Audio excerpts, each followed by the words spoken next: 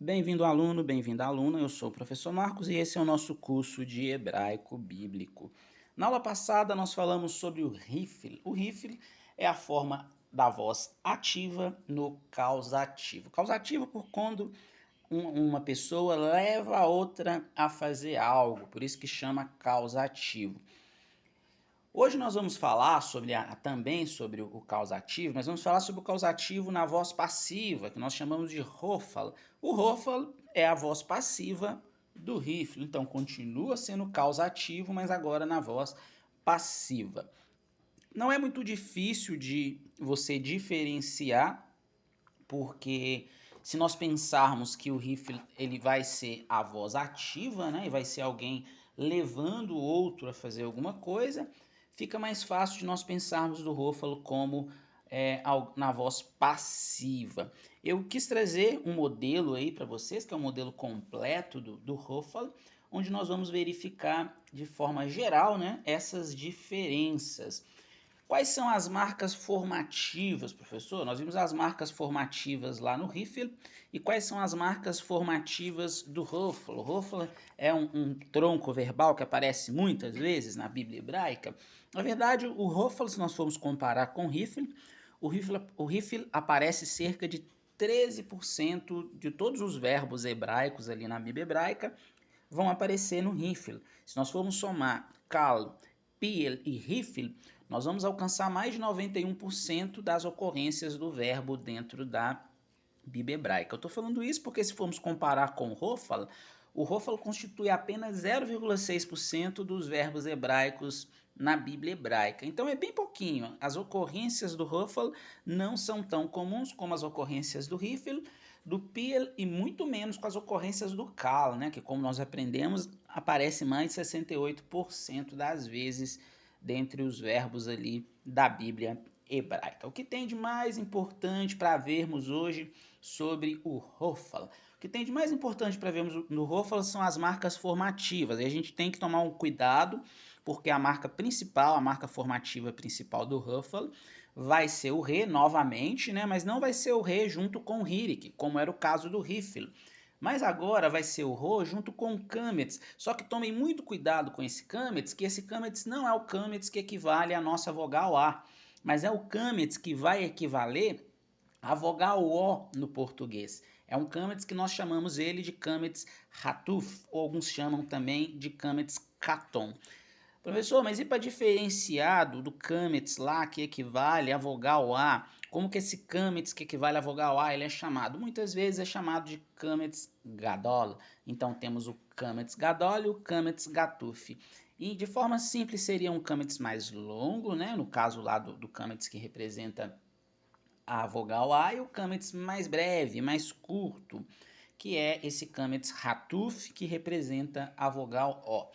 Em questão visual, morfológica, os dois têm a mesma imagem, a mesma morfologia, é a mesma letra para identificar duas vogais diferentes. O que vale é nós diferenciarmos que uma que se refere à vogal A, ela vai ser uma vogal longa, e no caso da que equivale ao O vai ser uma vogal breve. Tem outras questões também gramaticais que nós vamos aprender ao longo do estudo de outros troncos verbais relacionados a essas duas vogais. Então a primeira marca morfológica, a presença do Re junto com o Kametz Hatuf, que vai lembrar, né, se for sonorizar, o Ró. Então Ró vai nos lembrar o Rofal, assim como o Ri, que seria o Re junto com o Hirik, nos lembrou na aula passada o Riffle. Então é uma das principais formas de fazermos a identificação.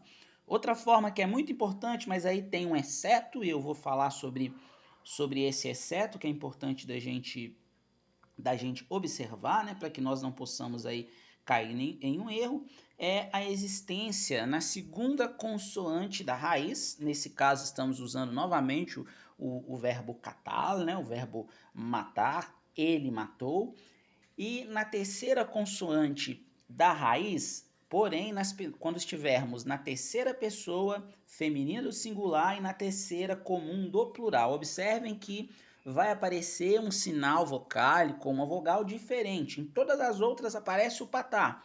Então nós podemos ter como duas marcas morfológicas. A primeira, né, como prefixo, a ocorrência do re mais o kametz hatu, formando o prefixo ro, para nos lembrar do rofal.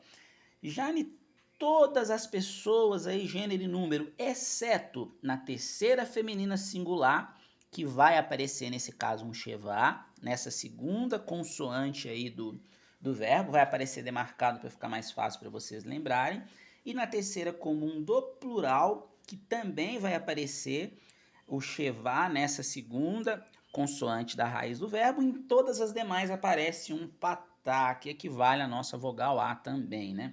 É só você observar isso, que é uma marca interessante para que possamos identificar quando o verbo ele está no tronco verbal rofal no completo. É sempre bom a gente frisar isso, porque ainda não estamos falando de outros aspectos ou outros tempos verbais. Estamos focando no completo. Quando finalizarmos o completo, nós vamos para as demais ocorrências de tempos ou aspectos verbais dentro da língua hebraica.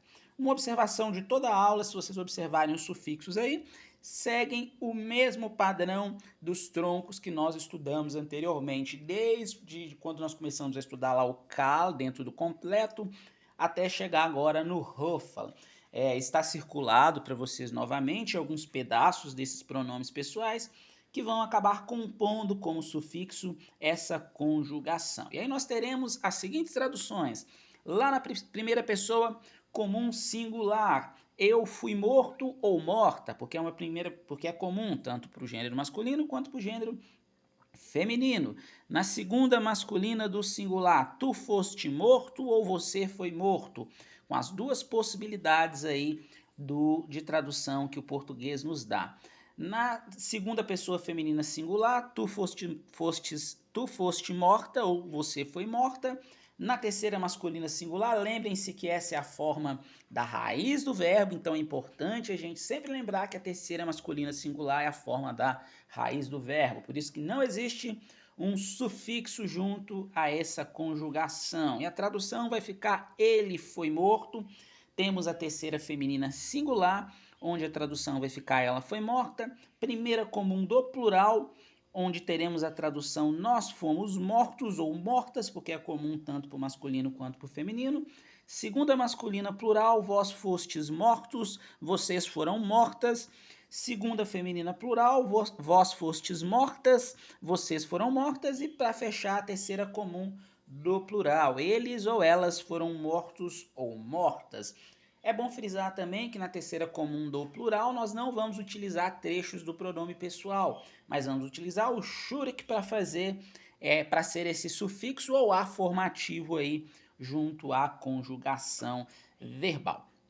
Para diferenciar, para vocês verem o quanto que nós temos diferenças assim entre o rifle e entre o rofal, vai aparecer para vocês aí na tela um quadro que é um quadro comparativo de como que fica essas traduções entre rifle e rofal, para que a gente consiga pensar, para que a gente consiga refletir em cima de ambas. Uma coisa que a gente precisa pensar é que quando nós falamos sobre o rifle, nós estamos falando sim de uma ação que alguém leva o outro a praticar, e estamos falando de uma ação ativa, né? Por isso que uma pessoa leva a outra a praticar. E no caso do rofal, nós estamos falando de uma ação que alguém sofre. Por isso que fica como eu fui morto, tu foste morto, você foi morto, dentre outras possibilidades. Mas o que eu queria destacar com vocês, observe esse quadro, que ele já está aí para nós fazermos essa comparação dessa mudança de significado do verbo. Se vocês observarem esse quadro, vai ter numa coluna o rofal e na outra coluna o rifle, e logo do lado vamos ter a raiz desse verbo que está sendo aí exemplificado. Temos o primeiro lá, que é o ser derrubado. No rofal, ser derrubado. Já no rifle, seria o derrubar.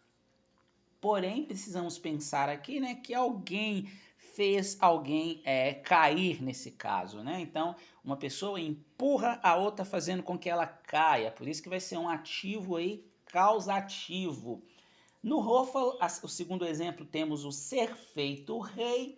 Alguém fez o outro se tornar rei. E no rifle, fazer rei. Observem que o fazer rei já é uma ação ativa causativa.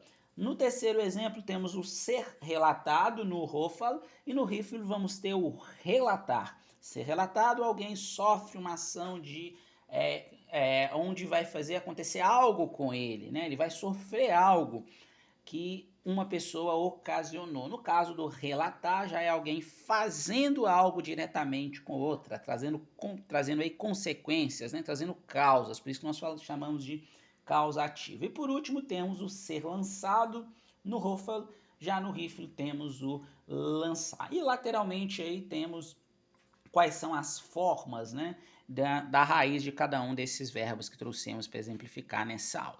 Essa então foi a nossa aula para falar sobre o Rofal. Aula passada falamos do Rifle, falamos do Rofal agora e na próxima aula nós vamos fechar. Olha que passo importante, nós vamos estar fechando aí os troncos, os 7 troncos verbais que abordamos dentro do passado, dentro do perfeito. E depois dessa aula já vamos poder progredir para outros aspectos ou tempos verbais.